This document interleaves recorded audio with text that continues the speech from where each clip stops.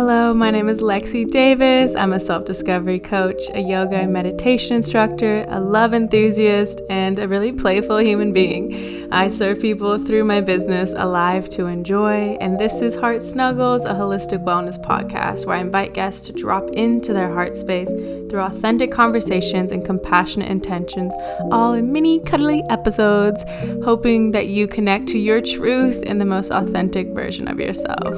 I hope you enjoy. Welcome everyone to Heart Snuggles. We're so happy you're here today. And I brought a lovely guest. So if you want to give yourself a little intro. Sure. I'm Brittney Ellers. I'm a physical therapist for the pelvic floor. I talk all things pelvic health. I'm a yoga instructor. I am an advocate and activist, new to all this kind of stuff, but blending my worlds together with my own personal story about pelvic health and sexuality and all things. It's hard to limit myself for sure. Yeah. Yeah. It's always such a weird question. It's like, who am I? Yeah. Who am I? And what am I? Like, yes. So I started off the podcast with the question of what was the last random act of kindness someone did for you? Random act of kindness. Like from someone I don't know? It could even be from someone you knew. Well, I mean, okay. This morning, boyfriend made a cup of coffee for me. He blended it all together, put it in a mug. It was really nice. Perfect. Yeah. And let's talk about your journey. So how did you become a pelvic floor therapist? And actually, I'm sure people don't even know what that is. So that is as well. Yeah. So the pelvic floor is literally just like any other kind of musculoskeletal neuro area. Some people like to just say, it's like orthopedic PT, but just in a different neighborhood, in a cave for most people. And, I didn't really think I was going to be a pelvic floor PT at all when I was in school, getting my doctorate. And yeah, we had like a session on it, maybe a couple of sessions learning about what that was. And I think at that point it was a little too taboo because it has all to do with your sexual health, with peeing, pooping, prenatal, postpartum, all of that stuff. It was just a little too far-fetched for me. I always wanted to go into sports and do orthopedic PT for, your everyday athlete. But it wasn't until I had my own situation of urge incontinence, which actually looking back, because just recently I experienced my first UTI and it was like, a first diagnosed one where it was like tested. But I think that at that point, that was also potentially a UTI. That gave me a lot of pain in my pelvic region. I couldn't like stand up for more than 5 minutes without feeling like I had to pee. And then when I got to the bathroom, it was painful and nothing came out. And, I'd been on already this hard journey of figuring out my own sexuality. And obviously for most women, having sex and then not urinating afterwards can sometimes lead to a bacterial infection. And I'm pretty sure that's what I was feeling. And I had a lot of shame around that. But I did reach out to a pelvic floor PT over the phone, and the level of encouragement and understanding and education that she was able to provide just over the phone was so impactful for me that I started looking more into it. And at that point, I switched over from working in a clinic for a wellness company and was doing some wellness stuff for a while. And then I still even more so got involved in the prenatal yoga community and got my cert there. And from there, I was just like, okay, I just need to get into pelvic floor health, because I went to another talk and it was with this woman who's a doula, and she wrote this book called The Fourth Trimester. Her name's Kimberly Johnson. And that also just like pushed me over the ledge and made me sign up for my first course. And I've been doing pelvic floor PT for almost 3 years now. Yeah, it's wild. So, and my work has just completely morphed and changed since then, because I really care about sex education, menstrual cycle education, and not even just to the point where people are more body aware and more body literate. They can use it to an advantage and harness it like a power, like a superpower, and apply it to their lives where they just get expansive and feel more fulfilled in every aspect of their life, not just their sexual pelvic health, which is still really, really important. But that's how I've experienced it for myself. It changes the way I do business. It changes the way I do relationship, and how I function in my everyday relationships. So, yeah. And I think it can change the world, to be honest. Yes. Tell us more about that. Like how does that connect? What does that connection look like, and how does it impact every area of your life? So with hormonal fluctuations and changes, which you naturally feel throughout the month. And a lot of people experience it as, PMS, which, I mean, yeah, PMS can be really bad, but for me, it's more of a noticing, okay, when am I a little bit more internal and want to be alone? I don't believe that every single person is straight up an extrovert, straight up an introvert. I think there are phases and cycles, and these cycles that we happen to feel in a month also happen on a 24-hour cycle for people who identify as males. It happens for people in a seasonal cycle, which is annual, and that impacts even our food and what we eat. And for me too, it's just noticing like when I need to go inward and be in my feminine, and then also be outward and be more projected in my masculine. And that's how I kind of arrange my business. I do it in flow as best I can. I'm ovulating right now, so this is when I would like love to do a podcast and just talk and socialize. It's all good. And then 2 weeks from now, I'll be in my shell and I'll be reflecting on a lot of things and making the changes where I need to make changes. And in my dream world, eventually I'll like have a house and I'll be treating from my like little studio or something, and I'll have a garden. And also this effect that nature has on us is so important. And it's not that nature affects us. It's like we actually really are nature. And what heals the environment, what heals the planet is what heals us, and vice versa. So a lot of the self-understanding comes with like understanding your environment, and like not just like plants, trees, and fruit, vegetables, things like that, but like what about the like earth itself? Like what about the ocean? I really care about conscious consumerism and sustainability. And when it relates to periods, I switched to a cup like almost 4 years ago, I guess now. And the sustainability of that makes my heart sing. And, being so in tune with my pelvic floor and knowing like, okay, I actually feel like free bleeding today. I'm actually going to put a cup in today, or I'm going to use a period panty today, but I'm probably most likely not going to use a tampon unless I really, really have to. And if I do have to, it's going to be organic cotton, because the flora inside of you is so delicate. And it's huge. And the fact that not everyone has access to period products. So like just making that aware for people and or making people aware is is Yeah. I've switched also. Like I think sustainability is so important, and I love my period panties. And just not, I don't know, like every time I put a tampon in, it just doesn't feel right. And I think it's important to talk about maybe like what's in tampons / why it's important to like connect to see like what is best. Like maybe like you were saying, like intuitively feel into that. And also maybe even talk about like products. I don't know how you feel about like vagina washes or whatever. That's a good question.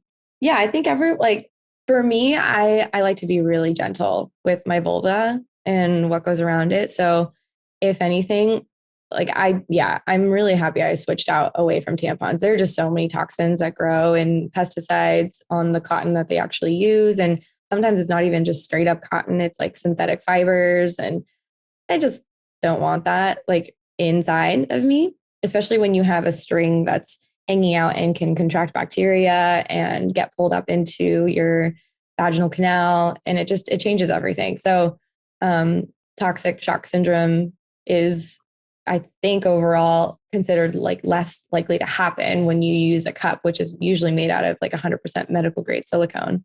And that's not absorbative versus like a tampon, which is. And when you use a tampon that is absorbative, not only is your lining, like your vaginal lining, taking in what the tampon has, it's also sucking out the good bacteria that is in your vaginal canal that helps protect you from infections. So I like that the cup is more of a collector, and the period panties are just nice. Like if you're not wanting to wear a pad, you're not wanting to wear, which also has some toxins in it usually, which if you get something that's scented, especially, it's no bueno. But yeah, if you wear period panties, it's like, okay, the blood gets collected into that lining, and you can re-rinse it out. But with the cup, I really love the fact that you get to see the blood. And when you do pour it out whatever you end up doing with it, I know a lot of people that do special things with their blood and have a ritual around it. And for me in particular, I like to give it back to the earth. I give it to my plants. I put it into their soil because there's so much iron in it. And it's good. It's good for the plants. And yeah, that's like a huge thing to look at. Your period blood is just so indicative of your health.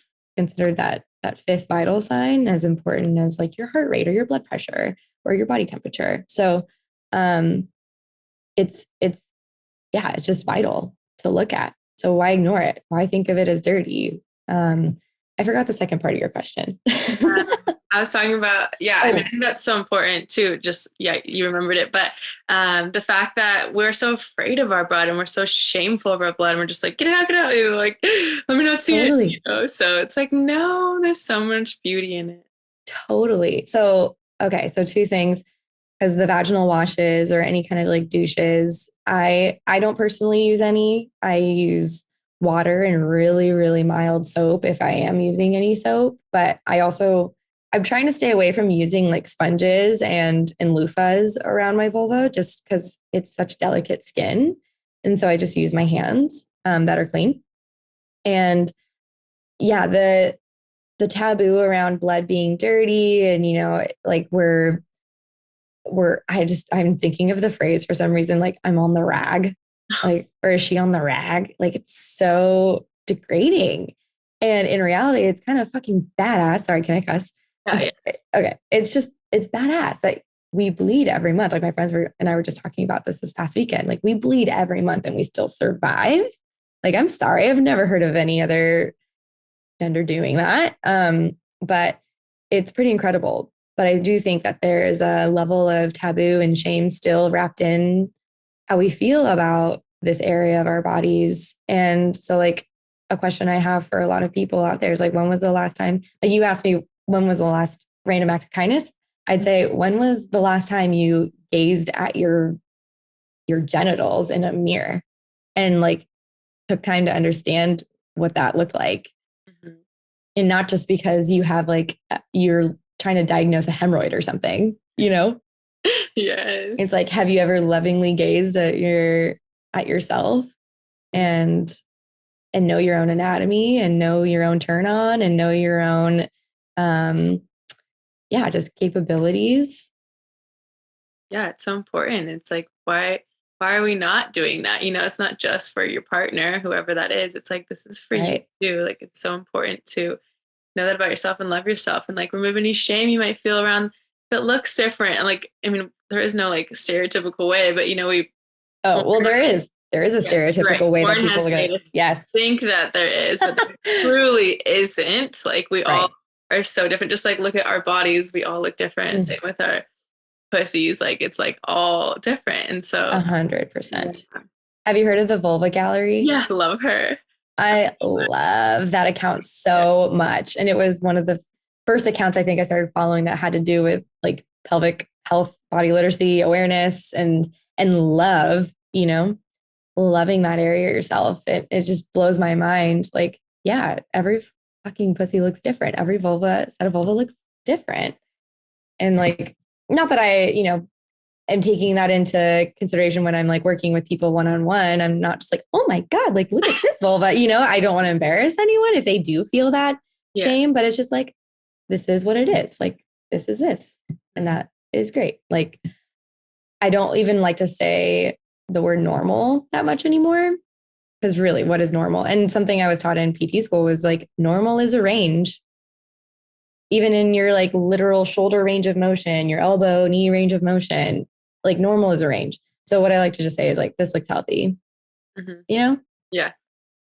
I think it's just a lot more empowering than like, you're normal, don't worry. No. Yeah, I agree with that. That's a huge thing to bring upon. It's like, and yeah, we're all striving to be this thing that's normal, but it's like the more unique you are and just like you are, that's good. And as for your body, like you can bring it back into equilibrium for yourself, but that still looks different for everyone too. Have you ever, like gone into equilibrium with your body? Like, what are some tools that you've liked to use? I mean, just simply like connecting with my body, I think is so important to understand like what is happening. Simply like putting a hand on my heart and just closing my eyes and be like, what's going on in here? Like, how's my body feeling? Am I okay? And just checking in that way. And then just like through different practitioners too, check like acupuncturists. I've seen a pelvic floor PT, Ayurveda, and just like hearing from them as well, like what's happening in my body is really helpful to get those external sources. But then, like I said, like I as well can just check in with myself and see how I'm feeling. Yeah, totally. I think that like energetic and emotional check-in is huge, which I feel like a lot of what I'm feeling lately is like alone time. I need some alone time. And even though I'm ovulating right now and I want to be outward and I'm great outward, I'm great in communication, it's like just this overall phase in my life too is also more about checking in with my internal landscaping. One thing I started to do recently was take my basal body temperature every single morning. And I've been doing that for like 3 months now. And noting that and tracking that. Like, I don't know, do you track your cycle at all? Yeah, I definitely track it because I'm not on birth control, but I don't do that. But my friend has told me about that like years ago and I haven't done it yet. Yeah. Yeah. Okay. So many different thoughts here. I'm looking into doing more of like veering not away from physical therapy necessarily, but wanting to integrate more holistic practices, which I already feel like I consider myself a holistic practitioner. So I look at all the energetics. I love working with other members of a health team, a medical team, whatever. So it's not just, your PT and your primary care physician. Like, I want to work with your acupuncturist. I want to work with your naturopath. I want to work with your energy reader. I want to empower people more by learning for myself more about fertility awareness based methods of birth control, as well as more of the sexual health education. Not that certifications mean everything, but for me, having some more of that background would be amazing because I think it's fucking fascinating. And how that is applied to our institutionalized ways of teaching about sex, which includes within churches and religion and within our schools and universities. I think it's incredible, like that knowledge can shift all of that. And I was also going to say, the fertility, like, yeah. So fertility awareness based, there's a difference between cycle syncing and cycle tracking.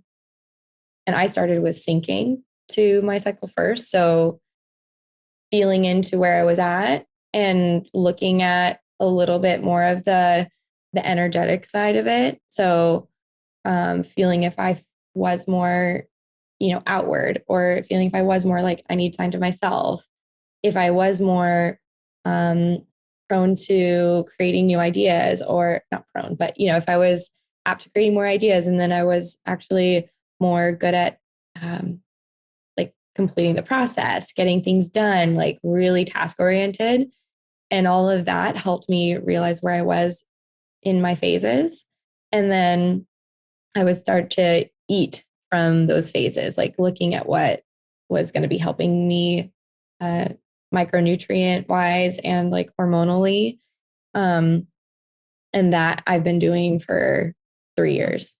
And that was like how I got off birth control, and without any like post birth control syndrome issues.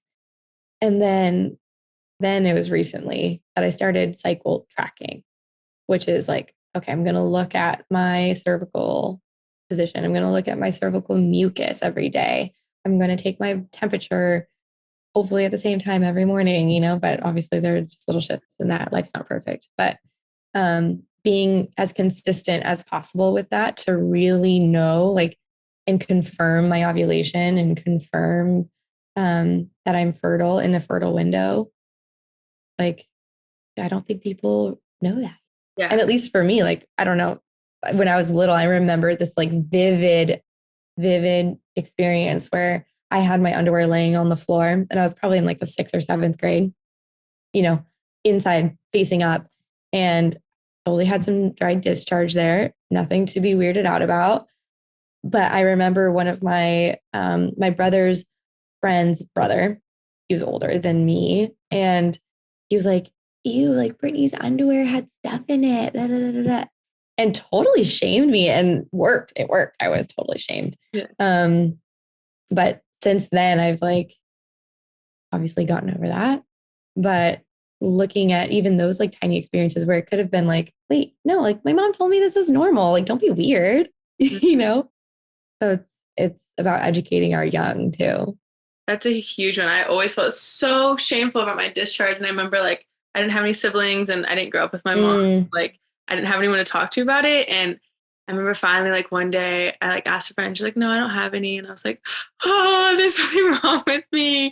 And I was like, so like looking back at it, I'm like, wait, yeah, you didn't have any, but was that before you had your period or before she had her period? It probably could have. Yeah, it definitely was because it was early. Okay. But yeah, it's just so, it's like we all have, I think, and even still, like sometimes I see girlfriends like crinkling up their panties really quickly. And I'm like, honey, like we all have it. It's okay. Honey. Yes. Oh my God. And you know what's like funny is I just saw my friend who's also in this realm of sacred sexuality and feminine embodiment. She posted or reposted this other person's thing. And it was more about like honoring even a man's sperm and nectar and seeing it as this like not yucky, gooey stuff. And I started looking back, I'm like, oh my God, I've totally treated it like, get this off of me, before. But also I have this other side that's like, oh, this is kind of like my little secret, that I had it on me. And yeah, it was just a different reframe, right? Like that, the stuff that comes out of us that is completely natural isn't anything to be ashamed of. And if anything, it should be like looked at with reverence and life. Like that's literally like codes for life. Yeah, it is. Yes. I just thought about that. Like, oh my God. Like one half of a human is here. It's crazy. It's so crazy. And so I'd love for you to talk about that, like for people that don't know. And I'm like, you guys, your body's telling you when you're ovulating. So can you describe, what our cervical fluid is teaching us? Yeah. So if you are completely new to this stuff, I recommend reading Your Fifth Vital Sign by Lisa Hendrickson Jack. That's where I learned a lot of this stuff from. And she breaks down the mucus beautifully and breaks down even the different types that are in that really change throughout our month. But specifically when you're looking for that fertile window, and just to be clear, right, your fertile window is anytime you do have any kind of mucus to be safe, right? And you ovulate for 24 hours. That's when the egg is viable. And Leading up to that, though, sperm can live inside of you for up to 5 days because of your cervical mucus. That's why you're considered fertile during that time. So, no, you usually can't get pregnant on your period. I'll caveat that with like, this depends on if you have a regular cycle, right? And if you truly know your body. Like for me, I've never had a pregnancy scare like that before, like where I was like, oh, I had sex on my period, but for sure, not going to be having a baby. So your cervical mucus changes, right? And you'll maybe notice more of like a wetness versus a stickiness. But the closer you get to that peak day of mucus, which is like confirming the ovulation, right? It's like kind of a spreadable aspect of the mucus. So if you're trying to tack on any kind of new habit, it's easier to do it to something you already do, right? Everyone hopefully goes to the bathroom at least once a day. So checking your cervical mucus, at least for me, it's like 5, 6, 7 times a day to go to the bathroom. That's normal range. Checking every time you wipe, going front to back, and looking at what you have on the toilet paper. And, if it's, pick upable enough, and maybe it's already just in your underwear, you can look at that. Seeing if it sticks between your fingers. The stickier it is, the more fertile you are, right? So that peak day of mucus is like one that looks a little bit more like egg whites, that can have like more of a spread. So sometimes if you pull them apart, maybe there's like a little peak down low, kind of like if you've ever made macaroons. You know what I'm talking about? Yeah. Okay. So yeah, there's a peaking that can happen when you whip up egg whites, right? So if it looks more like boogery and can pull, and it has like a string attached between your fingers, that's like your peak day. But it's interesting that the mucus itself does change within these different types, right? And so some of the mucus is really, really good at trapping, if we're talking, heterosexual sex and like female parts going with male parts. The cervical mucus can actually trap and stop sperm from going through it. So there's like certain points where the mucus will help the sperm travel. But the point of the mucus also is the fact that it'll stop any kind of abnormal sperm from getting through. So if your sperm has low motility, so it doesn't have a good motor on it to be able to get to the egg, or it has 2 heads or it has 2 tails, like something abnormal in its DNA, that cervical mucus you have in your body will stop it and trap it in the crypts. Like they're literally called like crypts in your vaginal canal. It's pretty wild. Our bodies are so smart, and we were designed so brilliantly.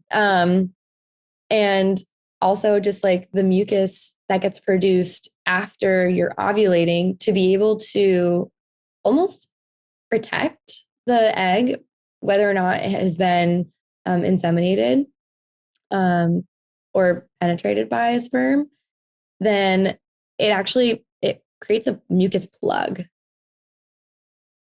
So interesting to me that it like, that's kind of also another reason why you might not get pregnant on your period or leading up to your period. It's because like the cervical mucus actually creates a plug, and the cervix is brought down lower. So it's just like even harder to get through. Like it's just wild. So fascinating. I didn't know all of that either. It's like, whoa, there's so much to it. I know. There's so many good books out there that really break this stuff down. And I feel like I've only scratched the surface of those books. Yeah. Really getting down to it. What about smells down there? Smells? Yeah. That's a good question. I think that has a lot to do with the way your body detoxes. So, and this is not my like super specialty, but maybe some things that I don't too. Yeah. There are 3 systems that really help you detox and flush through with toxins, and that's your lymphatic system and your liver and your skin. So like for me, I might not feel smelly around my vulva, or I don't really have like smelly vaginal discharge, but like I smell maybe around my pit. Yeah. And I will break out in certain areas, like, in acupuncture, in traditional Chinese medicine, where you break out on your face is very telling of what organs need support. And for me, I feel like actually I used to get really bad. What was it called? Chicken skin is like the colloquial term, I guess. But it's like keratosis or something, I Yeah, I want know to what you're say. talking about. Yeah. Yeah, it's just like the tiny little texture. Maybe it's like red bumps, maybe it's like actual little whiteheads on the backs of your arms or even probably your legs, but I think most people get it on their arms.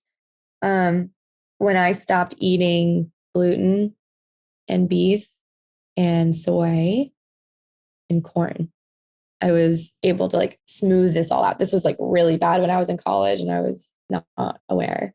And actually, just more recently, I tried taking a multivitamin that was not a vegan multivitamin. It had beef liver in it, which is said to have so many nutrients in it.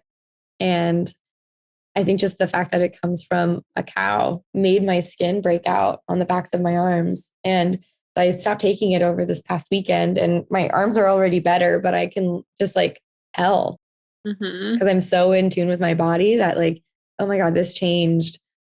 Like what else was different? Like literally I've done nothing else different than start those multivitamins. It's so So, fast. I love that. Like when you really deepen the connection with yourself, you notice all those subtle little things. And I find we're so, with all the toxic products, there's so many things that are messing up with our signals to like understand ourselves that we don't know. And we're afraid to even connect with our bodies. So we're not paying attention, but it's like your body's always talking to you. And your body, like you said, is so wise. Like our bodies are smart as fuck. Like if you just listen and tune in. So it's really important to build that practice with yourself and just start small, like literally just start connecting with yourself, even like gazing at your yoni or gazing at your face. Like really look at yourself in the mirror. Like there's so many ways to start connecting with yourself because, people, they miss the little signs and it's just normalized. Like, oh yeah, I have gas. I'm really gassy. Like all these, I get headaches all the time. Like all these things that are just like, yeah, me too. So quote unquote normal. This is where the normal thing is not real.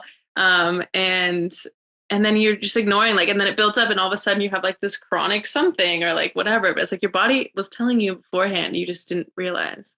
100%. I think, yeah, like what you hit the nail on the head when you said it. Yeah, it's normal, but no, really, it's just common. It's like the same thing with like leaking when you're peeing, or not leaking when you're peeing, but leaking when you laugh, stuff like that. But yeah, like the headaches, the skin. For me, also, it's like dandruff, smelliness, night sweats, night terrors, just so many different things. Even anxiety and depression is another sign of like a hormonal imbalance. But we let it get to this place for some reason. Like, and yes, like anxiety and depression, have a lot to do with other things. But for me, at least, it was so tied into my birth control. And as soon as I got off of that, I was like able to tap back into like, okay, who am I really? Who am I really? And not just who am I, but like, how am I? And I realized that was just so intertwined. And I was, on crazy mood swings when I had the different kinds of birth control that I was on. But it's also to this point of like, can we stop masking our symptoms with other medications and stop masking our symptoms with birth control? Because in reality, like those little signs, like the gas, the indigestion, even like if you have smelly discharge or you like chronic yeast infections, chronic UTIs, like, from what I've experienced and from what I've read is everyone's symptoms manifest a little bit differently, but overall it's like a general pelvic health thing, right? That you might need help on that can get so bad as to where you maybe are diagnosed with endometriosis or PCOS or unexplained fertility. And it's like, okay, once we have that diagnosis, let's track back. Like, when did this even start? Did this start with the fact that you were shamed about your period back in the day? Did this start with like some trauma or abuse? Did this start with, literally any of that? Yeah. And it's so all encompassing. And yeah, I really want people to like start to look at those even tiny, tiny signs, and not to make yourself feel like a hypochondriac. Like that's a whole nother thing. But I would want you just to be so aware and so aligned in yourself, in your body, in your mind, and your spirit, that like, when something's off right away. That is the beauty of, for me, for cycle tracking, is like, oh, I'm feeling, and just like a body embodiment practice, right? It's like, oh yeah, I move my body every day. So like when this movement doesn't feel good one day, I'm like, okay, something's off. Mm-hmm. Or like, oh, my skin feels bumpy on this side now. Like something's off there. Like, what did I eat? Yeah, I love yeah.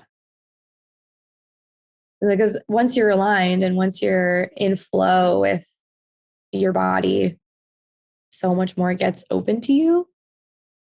Yes, even like in every aspect of life, like you just become like that vibration of everything you want to attract, from like we were talking about earlier, money to relationships to opportunities. It's like, woo, you're just lit. Yes, 100%. And that's the goal. Like I want everyone to feel like, this is my way of offering this, right? Is like, let's start at the root. Let's start at the foundation, this place of safety and security in your pelvic floor. And let's build up from there. So we get to this, like, not that enlightenment is always the goal, but I just want you to feel fulfilled. And fulfilled doesn't mean I want you to be happy, because happiness is fleeting. I want you to be fulfilled to the point where you got to experience the range of human emotion back and forth, and we're able to feel so present in it that you are just full. Yes. Yeah. Welcoming all of life is like the most key thing to embrace. And like, we're so fearful of all these uncomfortable emotions. And tying something else in is just like the discomfort of your sexuality. Like it took me so long to, like, I've always loved my body, love my boobs. They're beautiful, like in my booty, but it's like I've been shamed for embracing my body, or like, oh, the classic, like you asked for it, like all that bullshit. Just like, totally. That's always like a second, like secondary voice in my head, is like when I'm getting dressed, I'm like, oh, my mom would be like, too much boob, too low, too high cut down here. Like, yeah. The thought that came to mind with all of that is, if you're experiencing so much pain in your life and you're not tapped into your sexuality, like think about the other spectrum. The other end of the spectrum of that is like high capacity for pleasure. Like you don't have that. Like you're not going to feel this vibrancy in your human experience that includes, yes, like pain, which also, it's like your brain is what tells you is painful. Your past experience is what tells you is painful.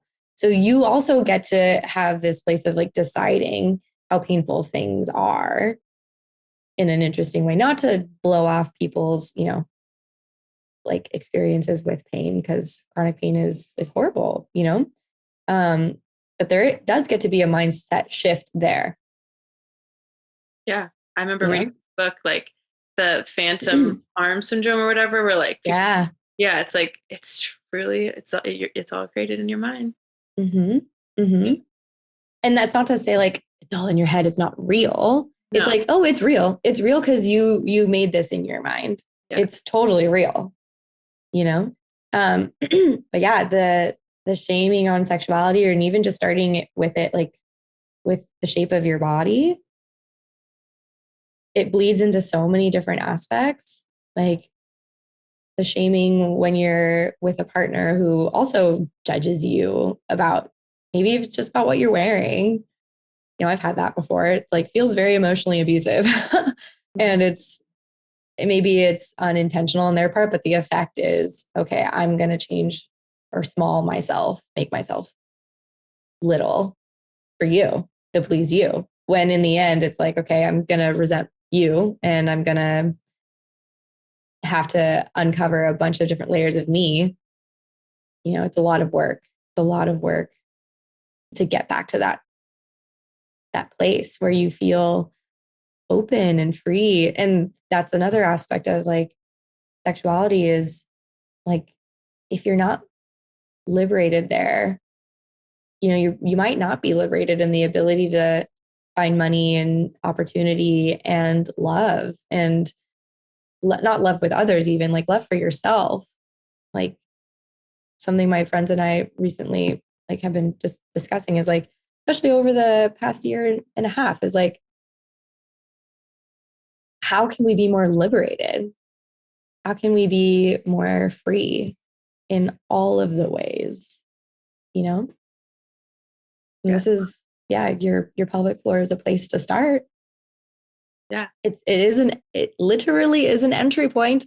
Oh, I love it. It's so true too. I learned from Kylie Macbeth. She talks about like, we usually try to start from our mind and our head. It's like, start from our root and then move up. And then you can like, and then, you know, like, because our body is the first place. It's not the mind. And really tapping into that has made such a big difference in my life too. And and accessing liberation, like I'm all here for that always. And I feel like society is constantly trying to keep us away from that ultimate freedom. And especially where we are right now, there's just like so much division and telling you what you need to do. And it's like, no one is encouraging you to listen to what your body is saying. Like I do not care what you choose for yourself, but the fact that people are telling you what you can and can't do is just like so opposite of what we should be encouraging people to do. And anyways, there's just so many ways that we're not taught to like experience our true liberation. Right. Which is, I think, going to start with us, like our generation is, we're going to be not the rebels even, but like, kind of like, and it's not to say that, you know, you can't teach an old dog new tricks, but like, I'm sorry, baby boomers, like we're going to take over and we're going to rewrite this a little bit. Like, we're grateful for everything you did. However, let's remodel this that feels more expansive and feels more liberated for all people. Yes. Not just a certain class or a certain color or a certain gender. It's so beautiful watching people like kids. They're like my roommate's little sister. She's like 12 and she's like, yeah, I'm non-binary. And I'm like, what? This is so cool. Like kids are really being able to explore. And even if that changes, like at least they get to try and like try these things at such a young age and like see what feels best for them. And it's not like you are this or that in any aspect of your life. It's like you have freedom to choose. Totally. And that's the thing. It's like nothing's really truly permanent. Mm-hmm. Yes. You know, so might as well play and feel into all the things and let it be what it needs to be for you, you know? Yeah. Yes, I agree. It's so fun. And I just think it's really important to, emphasize too, like if you are experiencing deep pain, like how much pleasure are you experiencing also? Because those are two of the same coin. And so like really notice that in yourself, start to question, start to investigate and start to see how can you experience more pleasure. And if you don't, like, where does that come from? Like you were saying, and just want to make that really loud and clear because pleasure is just as important as pain. And so often we're focused on the pain. It's like, let's focus on some pleasure for a little bit. I mean, and if you can't access that quite yet, there's other stuff to look at for sure. You know, like for me, at least, it was a lot of the unworthiness pieces. Like, why am I unworthy of receiving this money? Why am I unworthy of receiving like the good morning text? You know what I mean? It can start like literally as small as that. If, you know, that started for me when I was in a relationship back in the day. But why, like, what's the worthiness level there? How do you see yourself? And why do you place yourself in comparison to others?